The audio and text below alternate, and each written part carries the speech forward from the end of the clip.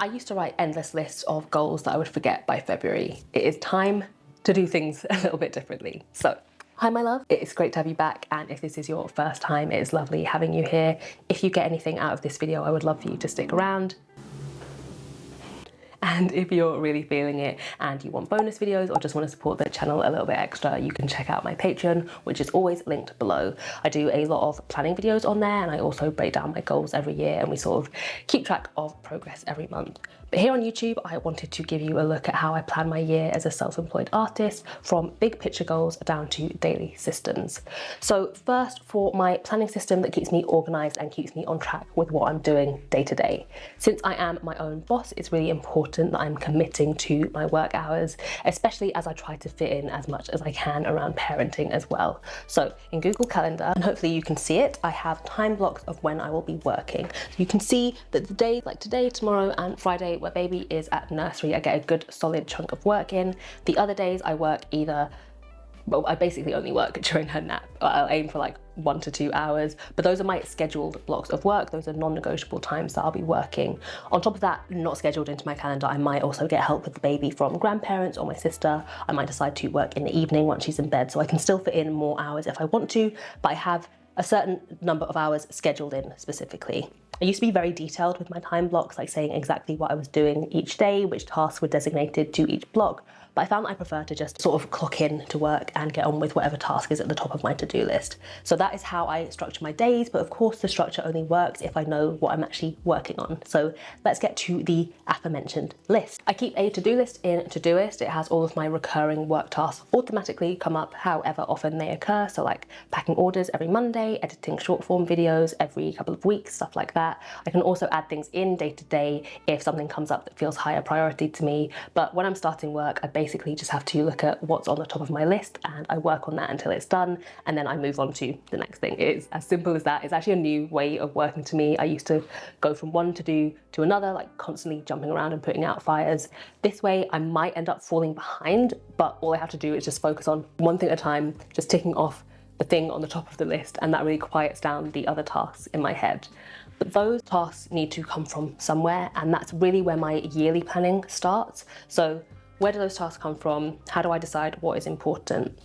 First, it is important for me every year to get a picture of my business, what's working and what isn't, what parts of my job I want to spend more time on, and what I would rather not be doing. I also do a financial review at the end of each year where I go over my different income streams and see where I am earning money, where I might actually be losing money, and if the time that I am putting into a particular part of my work is reflected in the financial reward, or at least my enjoyment of it. You can also check out a video of all of that on Patreon. I do that once every year as well, going through the numbers in detail. This is a sort of business audit, so I'm not just going on autopilot doing what I do because it's what I do. It's also a great opportunity to think big, dream big. What do I really want? I decided that this year I really want to focus on building up my art print business, and I also absolutely would love to end the year having written and illustrated a children's story. Those are the parts of my work that I will enjoy the most, but they aren't guaranteed earners. They probably won't earn me anything at all. So I do also have to think about the tasks that will keep my business running.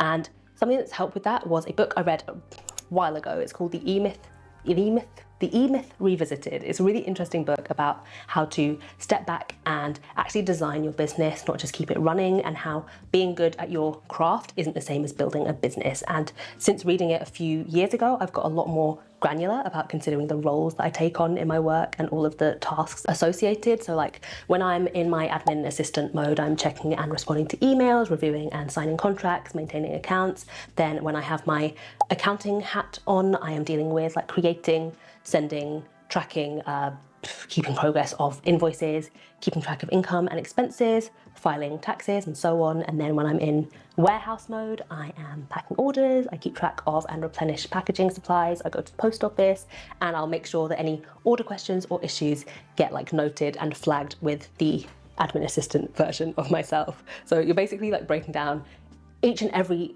task in your job as if you are writing a list to hand off to someone to take over for you.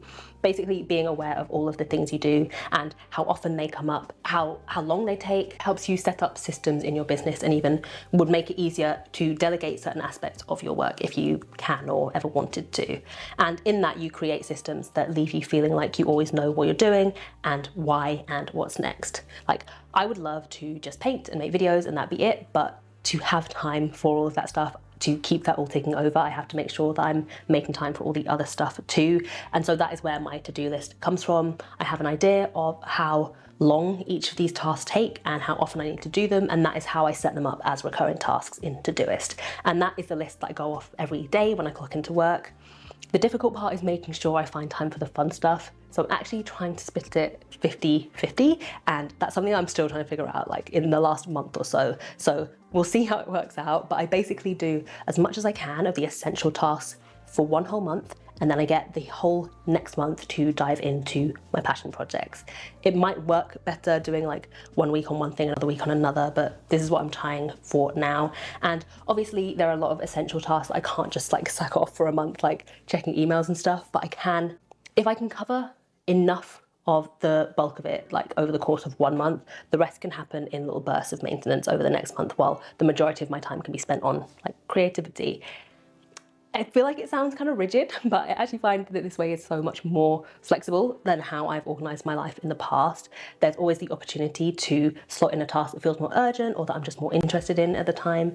And then it's really easy for me to like jump right back into whatever was next on the list. It's also helped me not having such a strict schedule baked into my calendar, just like this is when you start work, this is when you finish work, and basically what I do with that time is really up to me, and I have my list there as a guide. Oh, and a really important thing, one of my most essential recurring tasks is a monthly review where I just go over what's working, what isn't. I look at my goals and add actionable tasks from each goal to my upcoming to-dos. I also like declutter and back up my computer, stuff like that. So yeah, let me know if you want an in-depth monthly reset video. But yeah, that is how I'm planning my year intentionally and with room to change, room for fun and big dreams as well. If you are planning your year, I hope that this helps you find a rhythm that feels good to you. And that is where I will leave you for today. So thank you so much for watching, and I will see you soon in the next one. Bye.